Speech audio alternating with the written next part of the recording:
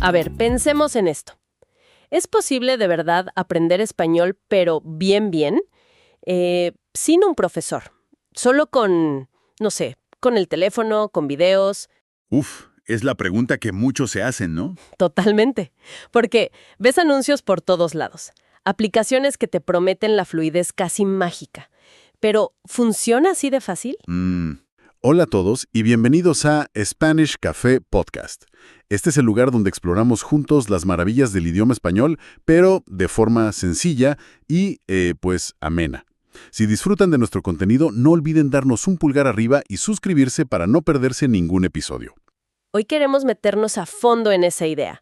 Vamos a ver qué onda con las estrategias, los problemas de aprender español por tu cuenta, basándonos en lo que dicen varios análisis sobre el tema. Exacto. La meta es sacar en claro qué sirve, qué no sirve tanto y cuáles son los tropezones más comunes. Ok, vamos a desglosar esto. Dale. Y es que mira, la popularidad de estas herramientas es innegable. Apps como, las conocidas, Duolingo, Babbel, Claro. canales de YouTube, podcasts, están por todos lados. Y las ventajas son obvias, ¿no? La flexibilidad que mencionan siempre. Sí, eso de aprender a tu ritmo, donde quieras, suena genial. Exacto. Y un punto importante que salía en los papeles, el costo. Muchos recursos son gratis o bastante más baratos que las clases tradicionales. Se ha democratizado mucho el acceso, la verdad. Totalmente de acuerdo. Pero fíjate, esa misma flexibilidad, esa libertad total, parece que tiene su lado B, ¿no? Ajá, como un arma de doble filo. Justo. Varios de los textos que revisamos decían que, irónicamente, es una razón por la que mucha gente tira la toalla. Sin una estructura, como que... Te pierdes fácil. o te desmotivas. Exacto. Aquí es donde se pone realmente interesante, porque ahí empiezan los problemas más concretos. Sí, totalmente. Uno de los puntos que más se repite es la falta de un camino claro, ¿sabes? La gente tiende a picotear, un poquito de vocabulario por aquí, una regla de gramática por allá, un video, sí, como saltando de una cosa a otra. Eso. Pero sin un plan coherente, pues. El avance se frena. Y junto con eso, quizás el mayor obstáculo, la práctica de conversación real es casi nula. Sí.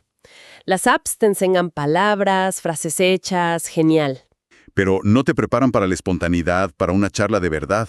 Y claro, sin practicar así, ¿cómo sabes si vas bien?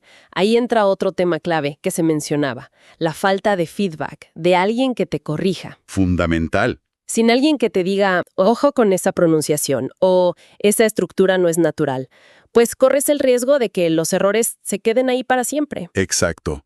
Lo que algunas llaman fosilización de errores. Eso mismo. Se vuelven como automáticos, ¿no? Y después, qué difícil quitarlos. Precisamente. Había un estudio que citaban, creo, que decía que un porcentaje alto de usuarios de apps, como el 70%, se quedaba como estancado. ¡Wow! Aunque, bueno, para ser justos, otro texto decía que para la gente muy autodidacta y motivada, esta libertad podía ser buena, pero admitía que eran pocos casos. Entiendo. O sea que esa necesidad de lanzarse, de hablar, de usar lo aprendido, es crucial. Es el paso clave. Y lo bueno es que los materiales no solo señalan los problemas, sino que también dan ideas, ¿no? Estrategias para superar esos obstáculos. No es solo echarle ganas, sino tener un método. Así es. Un consejo que salía una y otra vez, ponerse metas, pero metas específicas, medibles. Ah, claro. No el típico quiero hablar español fluido, sino algo como esta semana aprendo 15 frases para viajar, o voy a intentar charlar 5 minutos sobre mis hobbies. Metas chiquitas, alcanzables. Que te hagan sentir que avanzas, ¿no? Eso. Y junto con las metas, la constancia. Insistían mucho en practicar todos los días, aunque sea poquito, 15, 20 minutos. Pero no cualquier práctica, ¿verdad? Tenía que ser activa. Exacto, activa. Una sugerencia interesante era dedicar la mitad de ese tiempo diario a producir el idioma. ¿Cómo producir? Hablar en voz alta, escribir tus propias frases, intentar describir cosas, aunque sea hablando sola al principio. Pasar de recibir información a crearla. Tiene sentido. Dejar de ser solo esponja. Exacto. Otro punto fuerte. Buscar o crear una comunidad. Foros, grupos de intercambio, redes sociales. Conectar con otra gente. Sí, conectar con otros estudiantes o con hablantes nativos. No solo para practicar, que es vital, sino también para el apoyo, para no perder la motivación. Claro, el ánimo cuenta mucho. Y finalmente, la estructura. La necesidad de, autoimponerse un plan, organizar el tiempo entre gramática, vocabulario, escuchar y sobre todo practicar hablar y escribir. Sin organización, es fácil naufragar. Entonces, si conectamos todo esto, la idea que queda es que sí, se puede aprender español por cuenta propia, es viable. Sí, sí se puede. Pero requiere bastante autodisciplina, ¿no? Mucha organización y sobre todo buscar activamente cómo practicar de verdad y cómo conseguir que alguien te corrija. Totalmente. No alcanza con solo consumir contenido, con ver videos o hacer ejercicios en una app. Hay que ir más allá. El desafío entonces no es tanto encontrar información, que hoy sobra. Hoy la información está ahí. El reto es convertirla en habilidad para comunicarte de verdad. Tienes que ser como tu propio director de orquesta, ¿no? Diseñar tu sistema. Exacto.